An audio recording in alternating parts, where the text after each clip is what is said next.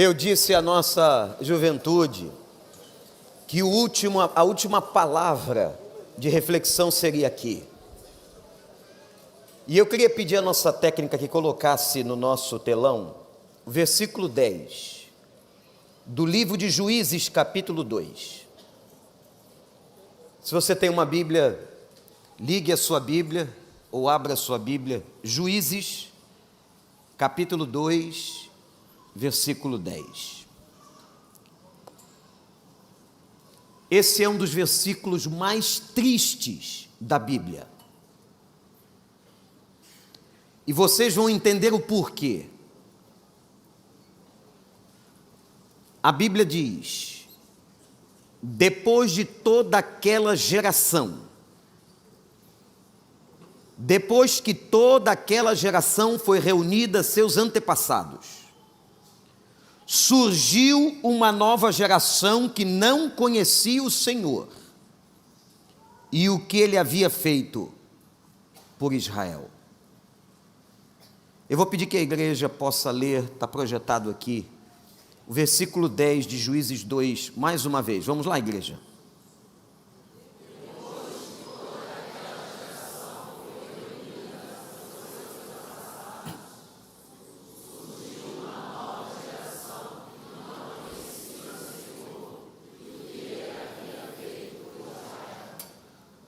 Olhe para mim, eu vou contar para você um pouquinho do contexto.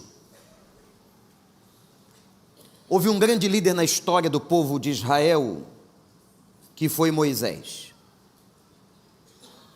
Moisés, quando morre, é sucedido por Josué. Quando Josué morre, vai se levantar uma geração e um tempo difícil no meio da história de Israel. Naquele tempo difícil, na história de Israel, surge exatamente esse texto. A terra agora passa a ser governada por juízes. Foram nomeados juízes no meio do povo. E nós encontramos no capítulo 2 do livro de Juízes esse versículo tão triste. Surgiu uma geração que não conhecia o Senhor, que não conhecia Deus e não sabia do que Ele havia feito na história.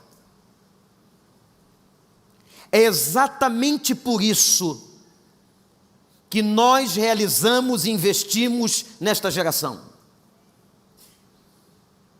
Exatamente por isso que nós fazemos questão de fazer aqui esta bagunça santa, para dar a essa geração e aos nossos jovens uma oportunidade de serem uma geração diferente, relevante e que conheça Deus. Amém, gente? Eu quero chamar a sua atenção para alguns pontos importantes. Primeiro, eu quero falar da responsabilidade geracional. O que é isso? A responsabilidade que você, pai, que você, mãe, tem com seu filho, com o jovem que está na sua casa. Mas a responsabilidade não é só do pai e da mãe. Há uma responsabilidade que pesa sobre a igreja. Há uma responsabilidade que pesa sobre cada crente em Deus. Nós precisamos ser modelos e exemplos para esta geração. Esta geração aprende mais com o que observa do que com o que escuta. Ela vai observar exatamente o seu exemplo. Quando nós lemos esse texto, pastores que estão aqui, nós vemos uma decadência de uma sociedade. Porque quando você tem uma geração, jovens e adolescentes, presta atenção, quando você tem uma geração que não conhece Deus, esta sociedade está em decadência. E o problema da queda de uma geração começa dentro de casa. A importância dos pais, a importância da família e do contexto. De pais que não passaram seus filhos um exemplo de relevância, de boa palavra e de boa conduta ética e moral.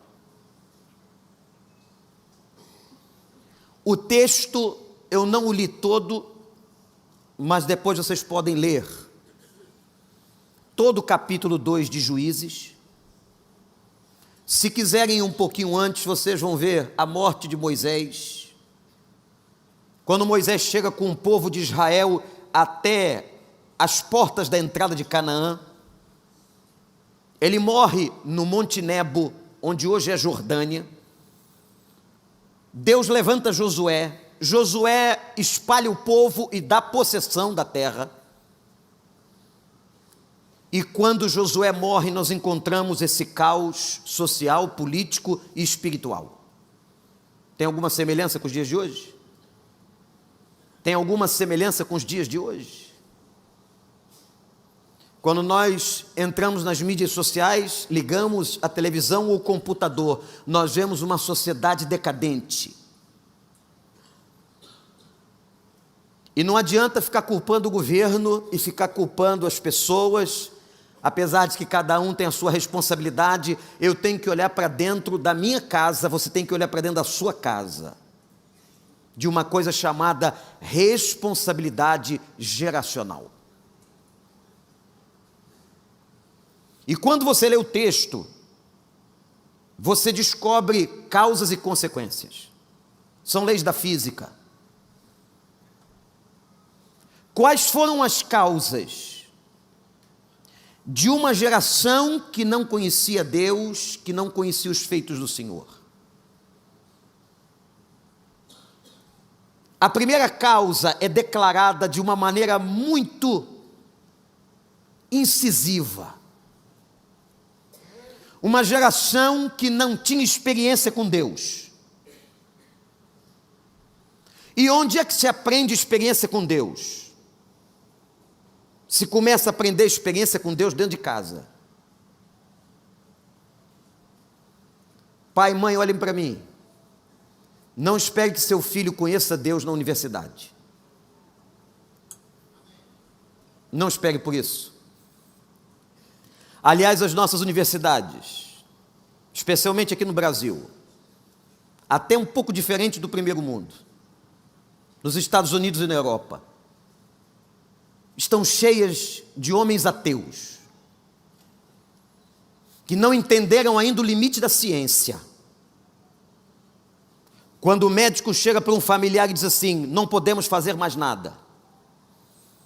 Quando um cientista declara, não tenho resposta, é nessa hora que nós olhamos para o Deus, Criador dos céus e da terra, sustentador do universo, e entendemos que há um Senhor e uma força soberana sobre todos nós, e essa força vem do Senhor. O que é o homem mortal para que te lembres dele? E quando você olha a terra, essa bola pequena em relação a outros universos, a outros planetas, a multiplicação de galáxias, você fica pasmado. Quando você sabe que na cabeça de um ser humano tem mais de 100 neurotransmissores, e a ciência só conhece 7.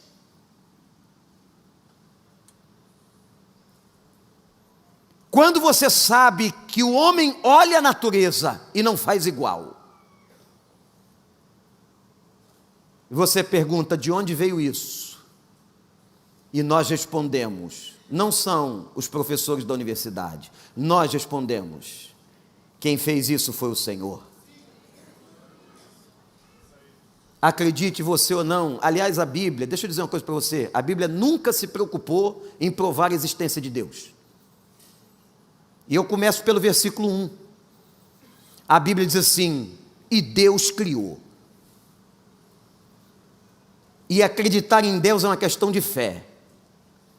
Ou você tem fé, ou você não a tem. E a fé se desenvolve pela experiência com Ele. Quando eu estou falando de uma geração que não conheceu a Deus, eu estou falando de uma geração que não teve experiência com Deus. E uma geração que não tem experiência com Deus entra num caminho de desobediência contra Deus, de rebelião contra Deus. Agora veja o que eu estou dizendo. Desobediência, olhe para cá, não é um ato. Desobediência é um caminho.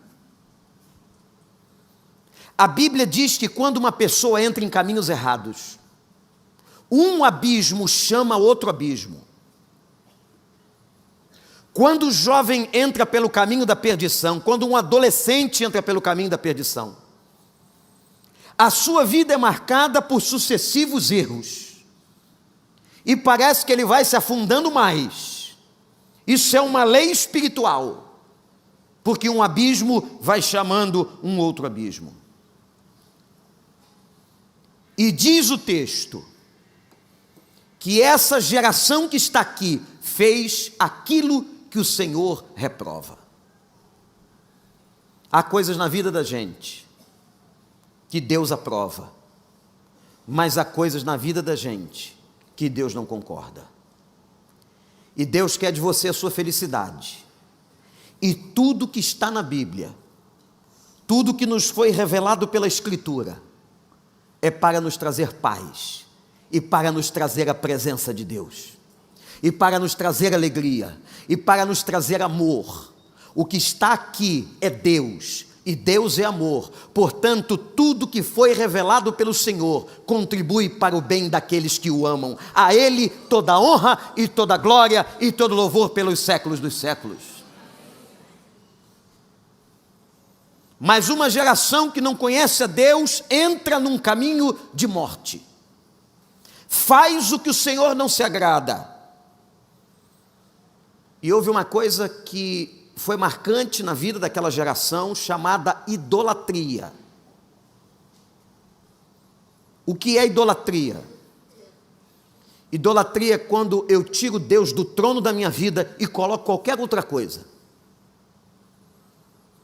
Eu posso colocar um Deus falso, eu posso colocar o dinheiro, eu posso colocar a ambição de morte, eu posso colocar prazeres hedonistas, eu posso colocar qualquer coisa no trono. Isto é idolatria, porque no centro, olhem para mim, jovens e adolescentes, e esta igreja, e você que está na internet, o que deve estar no centro, no trono da sua vida e da minha vida, é o Senhor dos Exércitos. Quando Deus está no centro da vida de uma pessoa, tudo vai bem.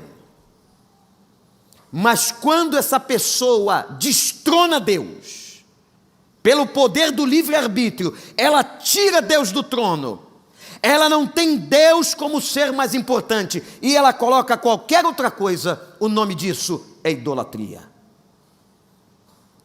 Aquela geração, depois da morte de Josué em Israel, não conhecia o Senhor. Era uma geração como o irmão daquela moça. Quando um dia eu estava pregando numa igreja em Nova York, era um culto pela manhã, mais ou menos às 11h30, mês de dezembro, estava muito frio nos Estados Unidos. E uma moça me procura depois do culto, pedindo, pelo amor de Deus, que intercedesse pelo seu irmão. O seu irmão havia abandonado o Senhor Deus. O seu irmão destronou Deus do coração e colocou os seus prazeres. Naquela madrugada em Manhattan, ele foi fazer tudo aquilo que não devia. E os seus amigos, entre aspas, o embebedaram. E como brincadeira de gente ruim é coisa difícil, pegaram aquele jovem e jogaram ele num tonel de lixo, bêbado. Os tonéis de lixo no centro de Manhattan são muito grandes, eles podem caber uma pessoa lá dentro. Às 5 e pouco da manhã, passou um caminhão triturador dos lixeiros da cidade, como de costume. Um garfo pegou o caminhão, do caminhão pegou aquela lata, e na hora que aquele garfo foi virar a lata com o rapaz dentro, um lixeiro da cidade gritou: tem alguém aqui? Tiraram o rapaz de dentro da lixeira, colocaram ele bêbado, quase inconsciente, sentado no meio-fio, e foi aí que, colocando a mão no casaco dele, encontraram o telefone da irmã. E o lixeiro que estava com ele era crente. Deus é bom demais. Até nas horas mais difíceis da nossa vida, Ele providencia gente boa para nos ajudar. E o lixeiro disse: rapaz, que situação que você chegou. E ele contou que era um crente afastado, cria em Deus, mas se afastara de Deus. Seu coração estava tomado de coisas erradas. E aquele lixeiro convertido a Jesus Cristo disse para ele: e olha onde você foi parar, literalmente no lixo. Mas agora você tem a oportunidade de restaurar sua vida em Deus. Deus te fez nascer de novo. Você não foi triturado pelo caminhão, mas o Senhor te deu agora uma vida nova. Louvado seja o nome de Deus. Tem muitos jovens desta geração no lixo. Talvez o filho de alguém que me escuta, um parente, um primo, um sobrinho, foi jogado no lixo pelo diabo. Uma geração que não conhece a Deus, não tem experiência com Deus. Quando eles estavam saindo na quinta-feira, eu vim para cá com muitos pais e a gente fica muito feliz de ver esse movimento. Gente, eles não estão indo para uma balada de alcoolismo. Eles não estão indo para perversão. Eles estão indo louvar a Deus num lugar saudável, com gente saudável, e a gente só pode se alegrar. A igreja só pode abrir as suas portas e celebrar ao Senhor. Celebre ao Senhor, vamos agradecer ao Senhor.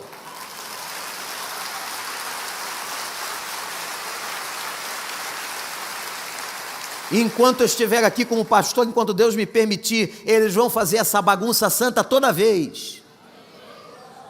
Eles vão dar uhu toda vez. Aliás, eu sinto saudade do uhu de vocês. Mas esse uhu está muito ruim. Dá para dar um melhorzinho?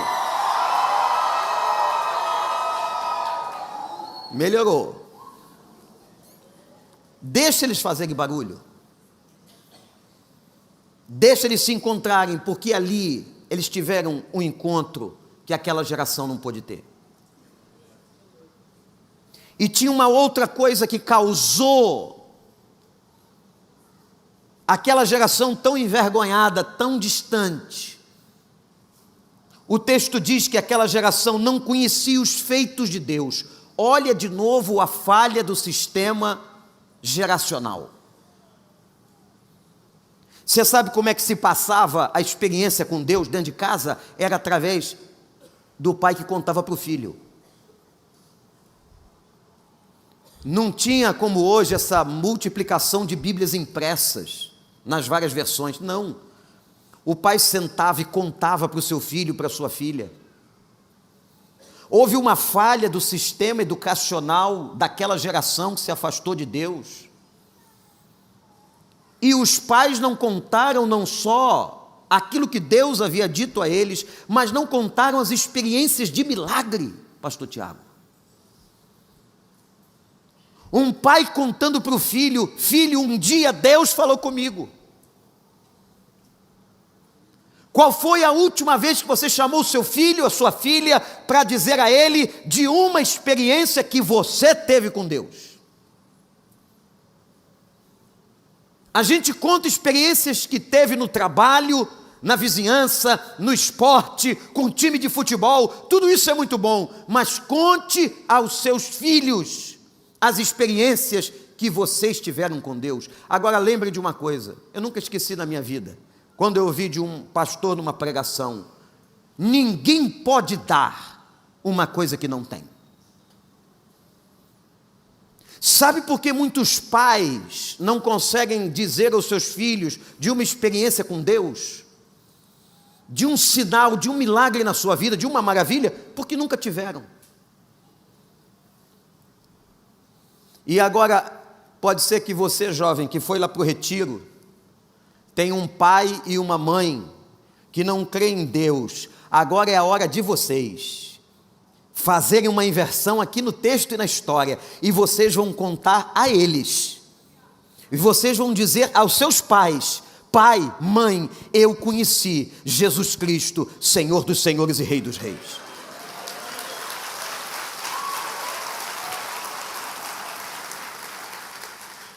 Quando eu entrei na igreja com 14 anos de idade, meu pai debochou de mim.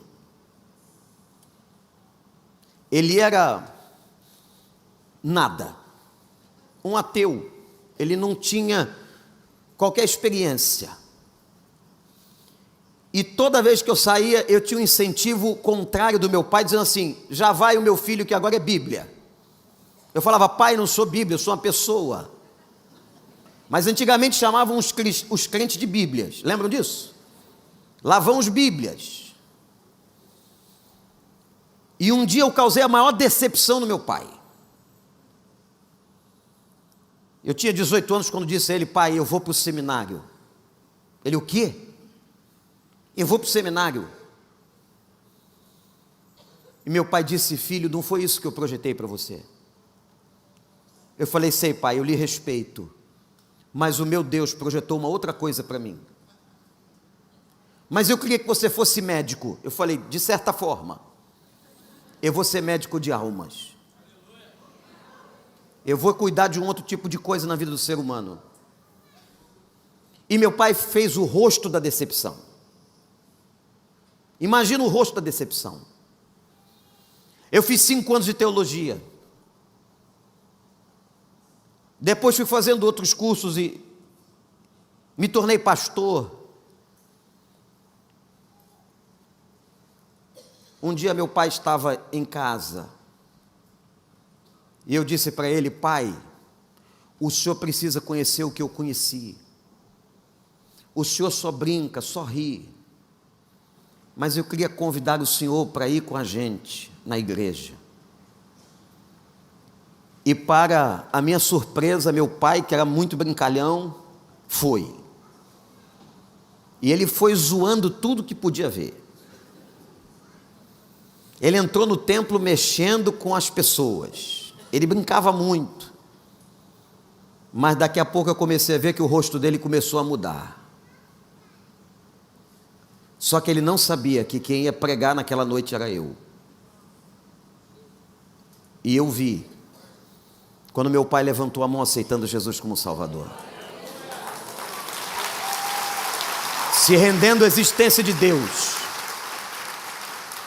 Depois de alguns anos eu já era pastor, e eu tive o privilégio nesta igreja, ainda no templo antigo, de batizar meu pai e minha mãe, para a honra e glória do nome do Senhor. Essa geração pode influenciar a sua casa, pode influenciar os seus pais, podem contar a eles o que Deus tem feito. Que você, pai, conte aos seus filhos. E lembre de uma coisa: Uma geração que não conhece Deus e as suas experiências é uma geração sem respeito a Deus. E quando a gente não respeita Deus, a gente não respeita ninguém. Não respeita o professor de sala de aula, não respeita o guarda na rua, não respeita a polícia, não respeita ninguém. Estamos no meio de uma geração que não respeita as pessoas.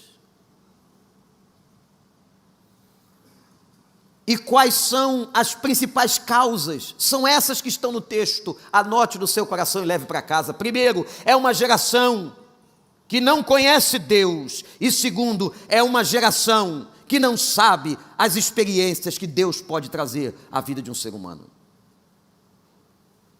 E se você for ler o restante do capítulo de Juízes, eu vou trazer a você só 3 consequências daquela geração perdida. A primeira, versículo 15, diz que a ira de Deus se acendeu. Toda vez que o povo tentava sair para uma luta, para uma batalha, eles perdiam a batalha. Deus fechava a porta. Eu tenho que pregar o amor de Deus, mas Deus é também justiça e disciplina. Quando Deus às vezes fecha uma porta na sua vida, Ele está querendo ensinar alguma coisa a você e a mim. Deus é justiça, Deus é disciplina. Deus também se entristece com os homens. E por amar os homens de uma tal maneira, Ele deu o seu Filho, e às vezes Ele precisa trazer um corretivo. E Deus é soberano, Ele usa a maneira que Ele quiser para corrigir você. Olhe para mim, mas uma coisa é certa, Ele faz isso porque te ama. Há uma lei da semeadura na Bíblia que diz assim: tudo que o homem semear, ele vai colher. Quanta gente que semeia coisa ruim e vai colher coisa ruim. Deus nos deu uma coisa chamada a capacidade de decidir, isto é arbítrio, livre arbítrio. Se nós não temos a Deus, se nós não amamos a Deus, se nós não conhecemos a Deus, nós usamos o arbítrio de maneira carnal, de maneira equivocada. Outra consequência dessa geração é que ela estava entregue a invasores. Versículo 14 diz que essa geração foi entregue nas mãos de invasores que saqueavam aquela geração, que não tinha como resistir. Era uma geração tão fraca que não resistia aos invasores. O que são invasores? Num sentido simbólico e figurado, metafórico da palavra. Tudo que não foi convidado para entrar na sua vida, mas encontrou uma porta aberta e entrou, são invasores. E quando uma geração é fraca, quando uma pessoa é fraca, quando um jovem é fraco, quando um ser humano enfraquece, é como se ele abrisse a porta para os invasores. E os invasores vão entrando sem pedir licença, vão atropelando aquela vida fraca, frágil, e vem o invasor das drogas, do traficante, da futilidade, da pornografia, dos objetivos pobres, e destrói a vida daquele jovem. A geração que não conhece a Deus fica uma geração rebelde de porta aberta, sem resistência. E os invasores entram. É uma geração roubada, porque o texto diz que os invasores saqueiam. Atenção, jovens, o que é que esses invasores saqueiam da vida de vocês? Eles saqueiam a paz, eles saqueiam esperança, eles saqueiam alegria e eles saqueiam o futuro de vocês. Distraindo vocês com coisas que Deus não se agrada. É uma geração roubada. E nós aqui em nossa igreja fazemos todo este movimento e este investimento, porque nós não queremos uma geração roubada, nós queremos uma geração relevante, que faça diferença. Amanhã vocês estarão, depois da universidade, assumindo os principais postos sociais desse país, para a honra e glória de Deus. E nós que somos desta nação e mais velhos, temos a esperança de que vocês possam transformar essa nação. Que não digam amém para a incorrupção, para a corrupção, para a imoralidade. Nunca digam amém, mas digam amém a Deus e transformem todo lugar onde vocês estiverem, porque vocês são sal dessa terra e luz desse mundo. Geração que conhece ao Senhor. Os pais, orem, ajoelhem, glorifiquem ao nome do Senhor. Acordem de madrugada e coloquem o joelho no chão pelos seus filhos. Clamem pelos seus filhos, porque o diabo quer roubá-los, quer saqueá-los. A vida, esta sociedade quer roubar os seus filhos. Quantas mães estão chorando agora, porque os filhos foram jogados no lixo, literalmente, como aquele rapaz de Manhattan.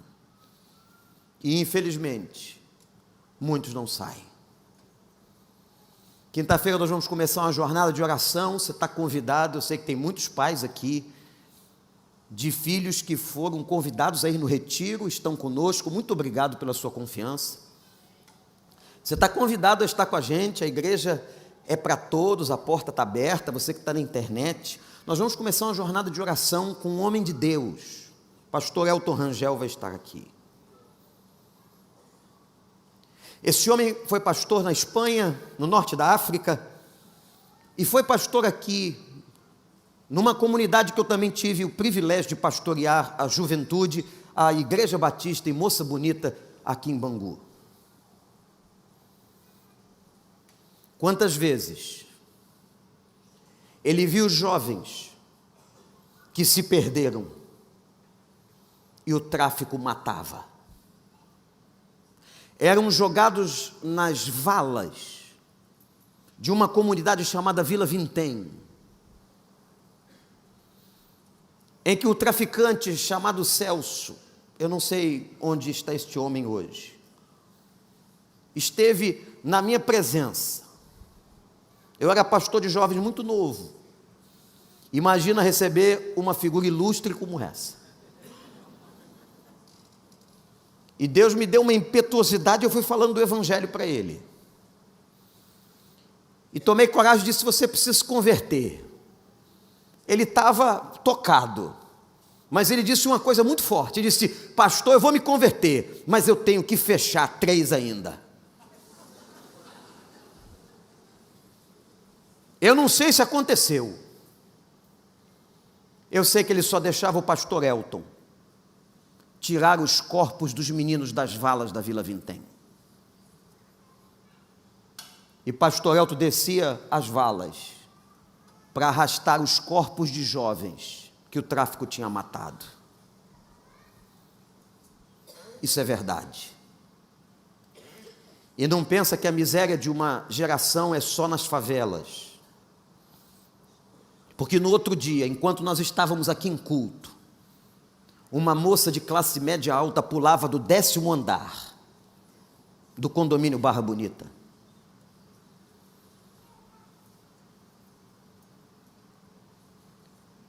O inimigo destrói, não importa a idade, não importa a classe social. Mas nós temos um Deus que resgata, um Deus que transforma, um Deus de poder, e é nesse Deus que nós cremos, e que você possa dobrar os seus joelhos, clamar a Deus pelas madrugadas, dizendo: Deus, salva o meu filho, e que ele seja uma bênção e uma luz nesta sociedade, que você hoje tenha aprendido com Deus a clamar a Ele pela sua casa. E feche você todas as portas, feche as brechas. Cuide para ver com quem seu filho anda. Cuide para ver o que ele está vendo na internet. Sim, você tem autoridade sobre ele. Quem paga o telefone é você. E essa é a melhor ameaça da nova geração. Eu chego para o Santo Gabriel. Tem nome de anjo, mas não é. Eu digo só uma frase que funciona. Se não fizer o que eu estou falando, porque eu tenho responsabilidade sobre você diante de Deus, eu vou tirar o celular. Naquela hora ele se ajoelha. E vai dizer que na sua casa não é assim.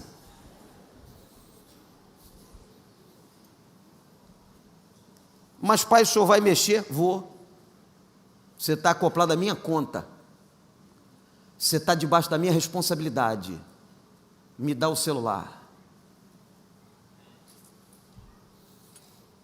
Cuidado, porque hoje estão ensinando uma tal psicologia moderna. Eu sou psicólogo e nunca li isso. Nos compêndios de psicologia. Uma psicologia moderna que não existe.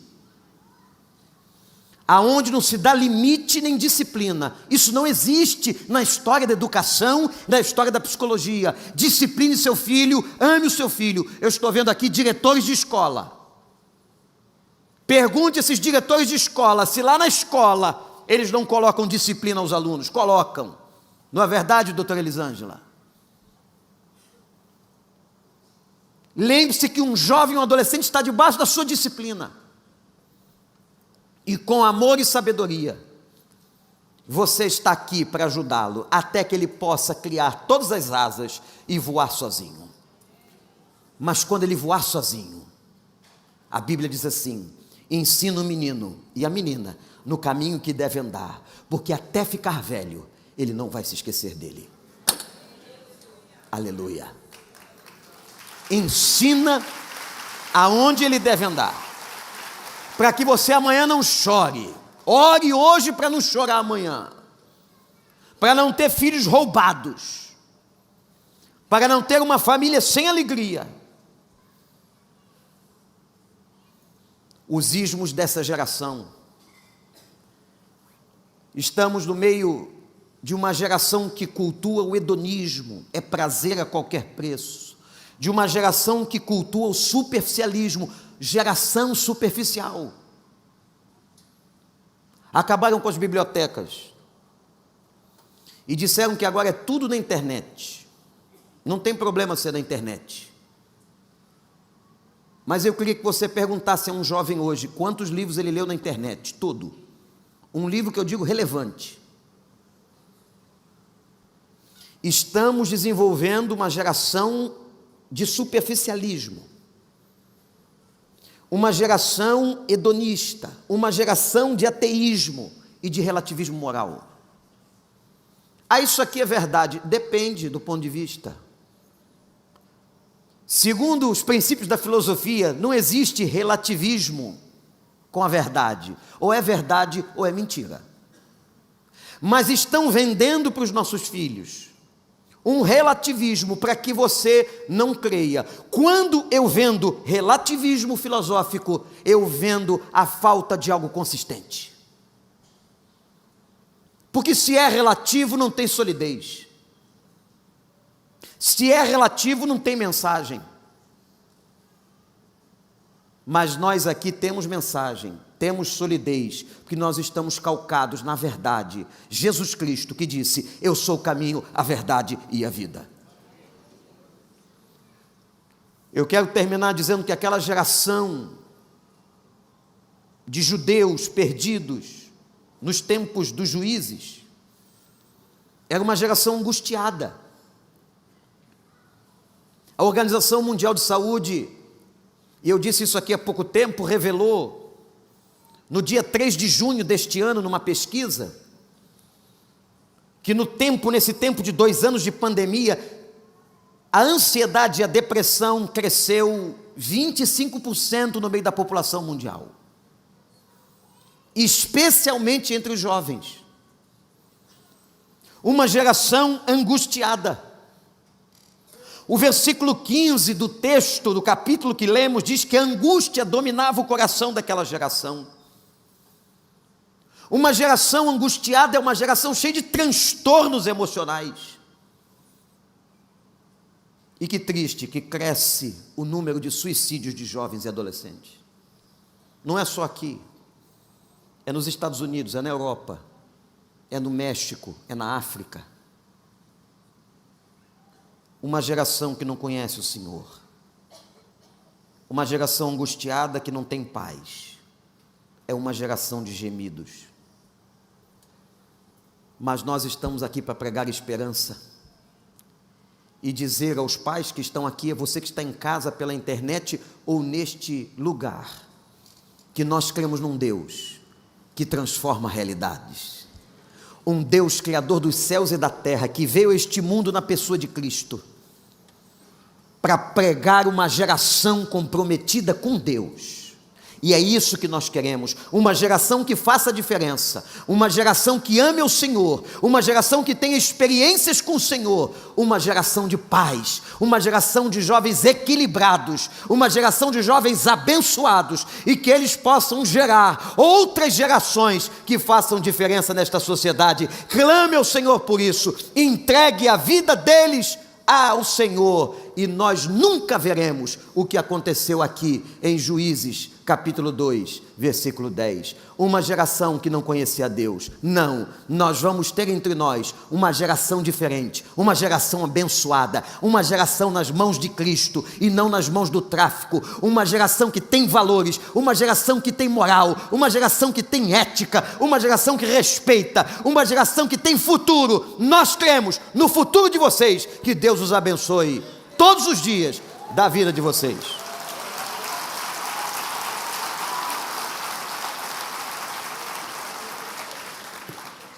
Nós vamos terminar esse culto cantando. Eu vou terminar esse culto fazendo para eles o último apelo do encontro. Eles sabem do que eu estou falando, e você que está aqui, abaixe a sua cabeça agora e ore.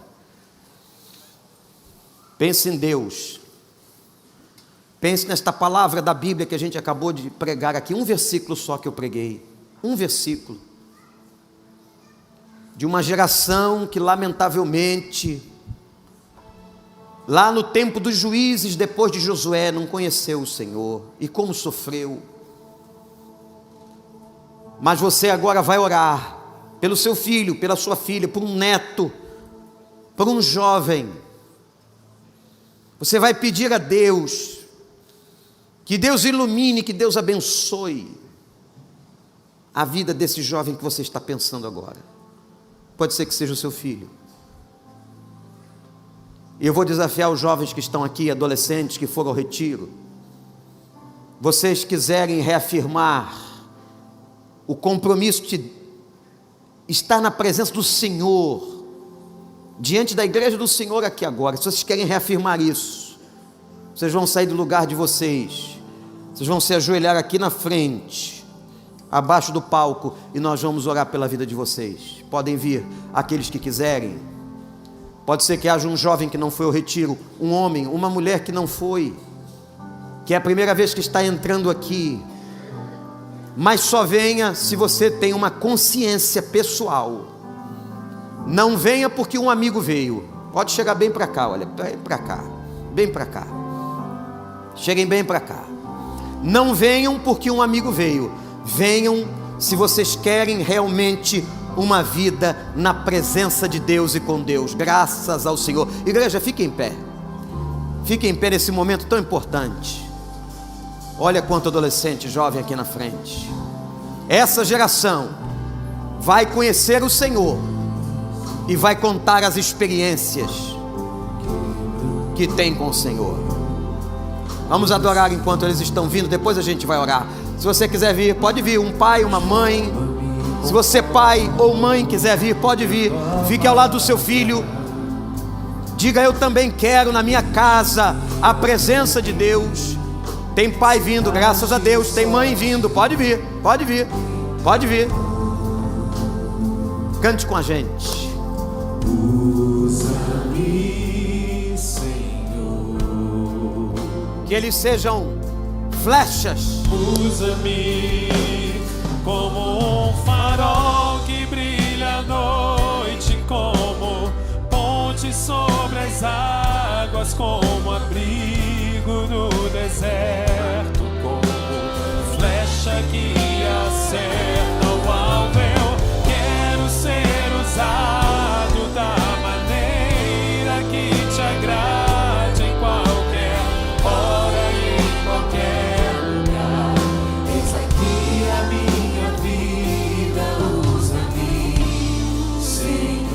Deixa eu repetir antes da gente continuar cantando. Se um pai, uma mãe, um parente está vendo seu filho que veio aqui, sinceramente, está aqui ajoelhado, tem alguns chorando. Se você quiser, como pai e mãe, não há ninguém nessa terra mais importante para eles do que você pai, do que você mãe. Você pode sair do seu lugar, se junte, coloque a mão sobre a cabeça do seu filho, ore por ele, pode vir. Aqui temos total liberdade, graças a Deus, muitos pais vindo. Faça isso, faça isso. Podemos continuar o cântico.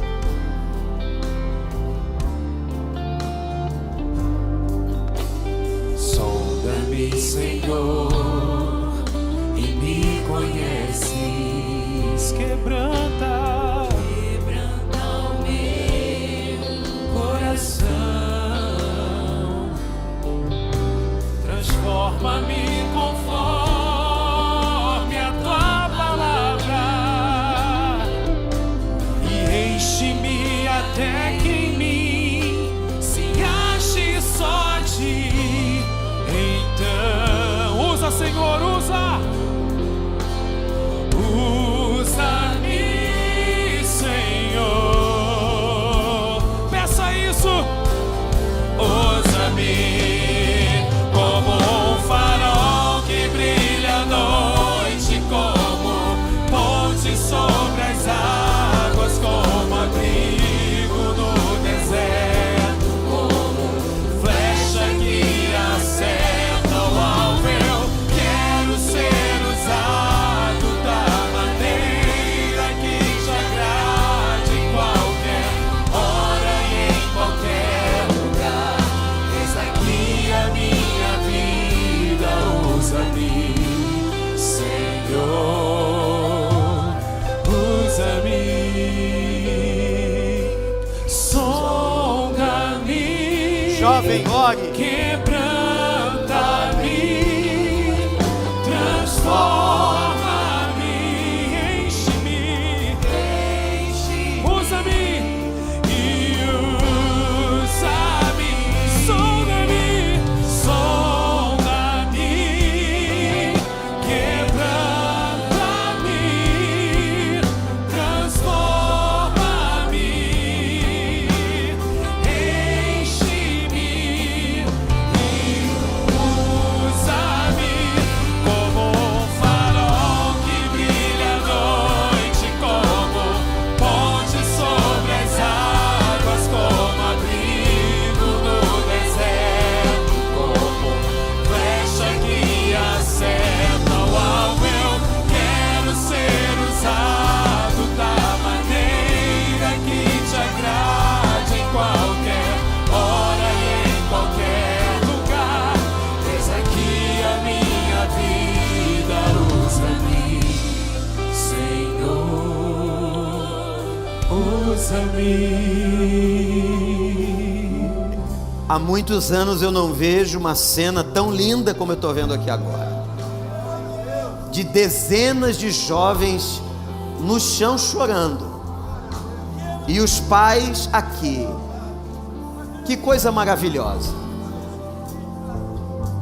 Que coisa maravilhosa. Se você, pai e mãe, quiser vir, pode vir, fique à vontade. Mesmo se você não for aqui da congregação, não tem problema algum. Pode ficar perto do seu filho e da sua filha. Nós vamos estar cantando a segunda parte desse cântico e nós vamos levantar um clamor a Deus. Que Deus abençoe. Sonda-me, Senhor, e me conheces. Quebranta o meu coração. Transforma-me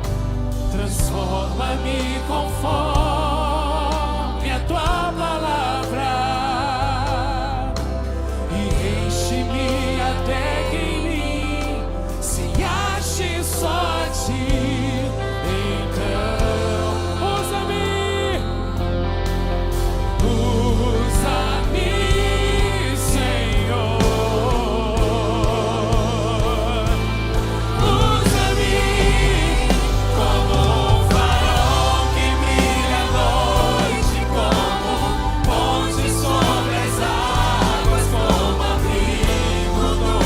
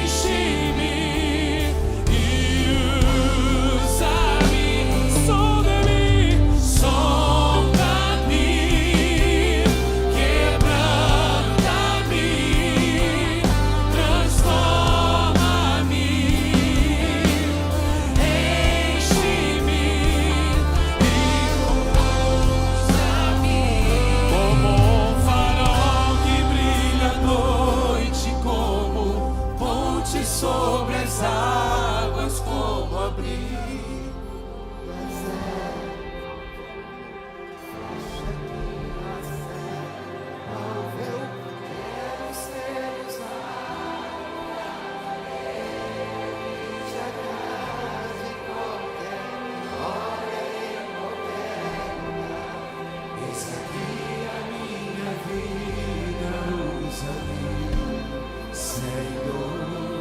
Usa essa geração.